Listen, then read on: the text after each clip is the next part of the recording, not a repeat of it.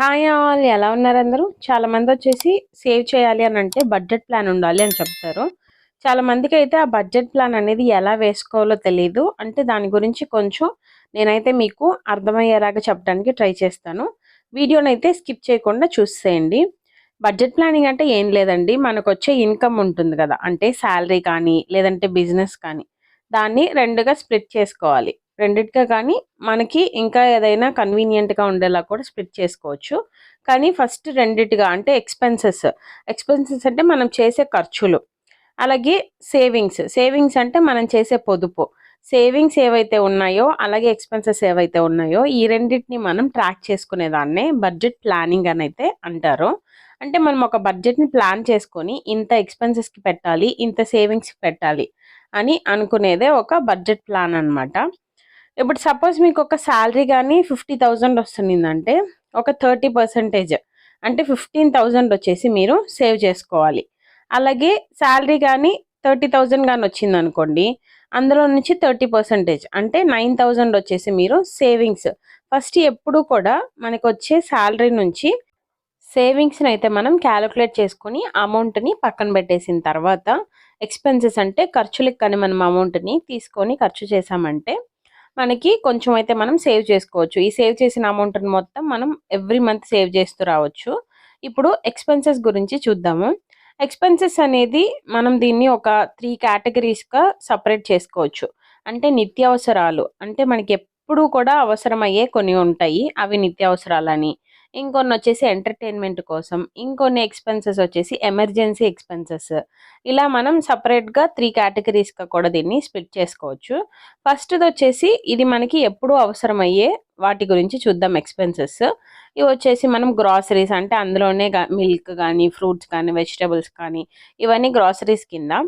తర్వాత gas bill గానీ, EB bill గానీ, వాటర్ బిల్, పెట్రోల్, మొబైల్ గానీ, టీవీ గానీ, అలాగే కొంతమంది రెంట్ కడుతూ ఉంటారు. ఓన్ హౌస్ కనుంటే మనకి రెంట్ ఖర్చులు తగ్గుతాయి.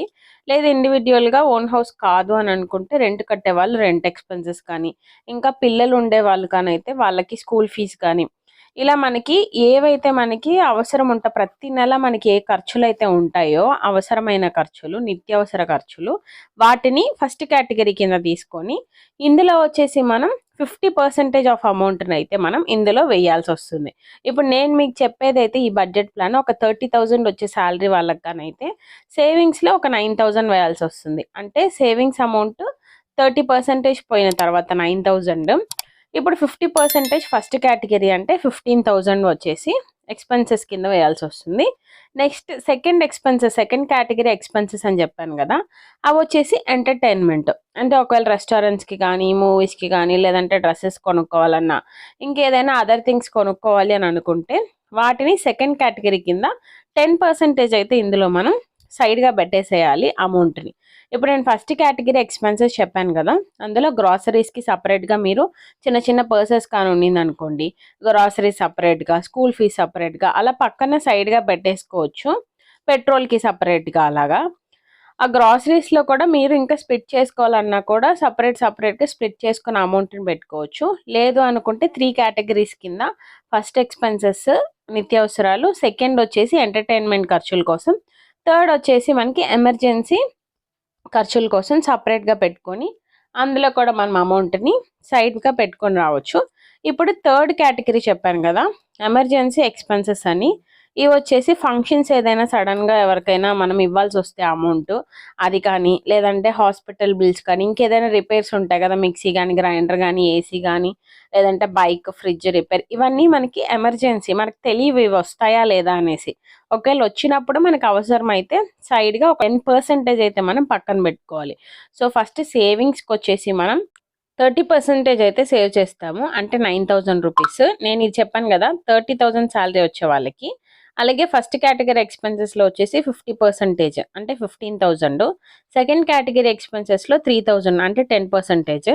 థర్డ్ కేటగరీలో వచ్చేసి 10% 3,000 రూపీస్ అయితే సైడ్‌గా పెట్టేసుకొని, అందులో నుంచి అయితే మనం ఖర్చు చేసుకుంటూ ఉండొచ్చు. మీరడగొచ్చు. ఈ 3,000 ఎలా సరిపోతుంది ఎమర్జెన్సీ ఖర్చులకి అనేసి. ఇప్పుడు మనకు ఒకవేళ ఈ 3000 ఈ మంత్ ఖర్చు లేదు అని అనుకోండి, ఆ 3000 తీసుకెళ్ళి మళ్ళీ next month same third category ఎక్స్‌పెన్సెస్‌లో అలాగే పెట్టేసుకోవచ్చు. లేదంటే తీసుకెళ్ళి సేవింగ్స్‌లో పెట్టొచ్చు. అలా కంటిన్యూయస్‌గా గాని ఒక 6 మంత్స్ కానీ 3000 గాని ఉంటే ఎంతొచ్చింది? 18,000 వస్తుంది కదా! అలాగే మనం సేవ్ చేసుకోవాలి.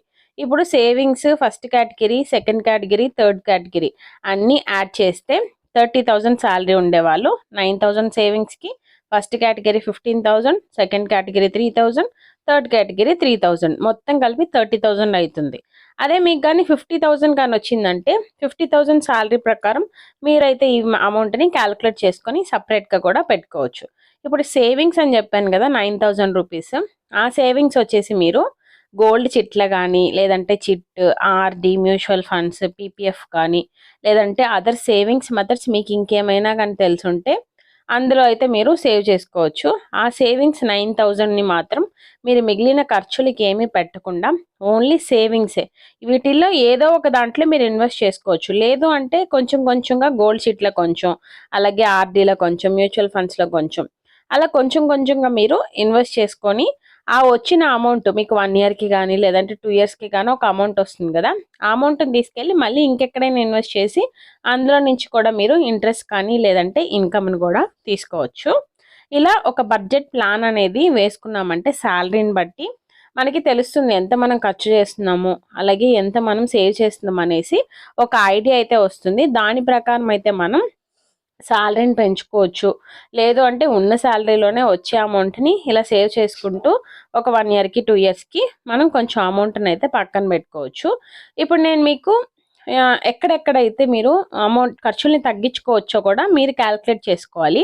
అంటే ఇప్పుడు ఫస్ట్ కేటగిరీ ఎక్స్‌పెన్సెస్ ఉన్నాయి గదా! ఇందులో గ్రాసరీస్, గ్యాస్ బిల్ ఇవన్నీ ఉంటాయి గదా! కొంతమందికి గ్యాస్ అనేది కొంచెం ఎక్కువ రోజులు రావచ్చు. ఈబీ బిల్ అనేది కొంచెం తక్కువ రావచ్చు. వాటర్ బిల్ వచ్చేసి అలా మనం క్యాలిక్యులేట్ చేసుకోవాలి.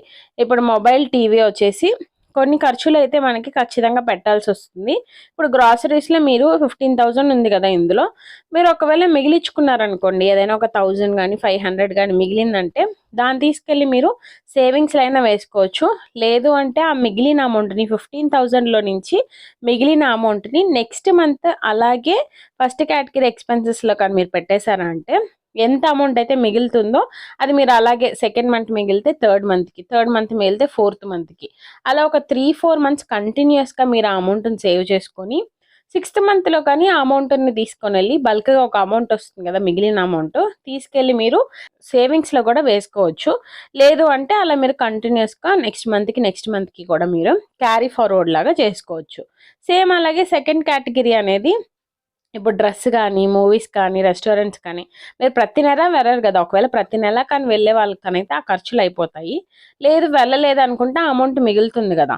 అలాగే థర్డ్ కేటగిరీ ఎమర్జెన్సీ ఎక్స్‌పెన్సెస్ కూడా ప్రతి నెల ఫంక్షన్ రాదు. ప్రతి నెల వచ్చేసి బైక్ రిపేర్ రాదు కదా! ఆ మిగిలిన అమౌంట్‌ని మీరు అలాగే నెక్స్ట్ మంత్‌కి క్యారీ ఫార్వర్డ్ చేసుకోవచ్చు.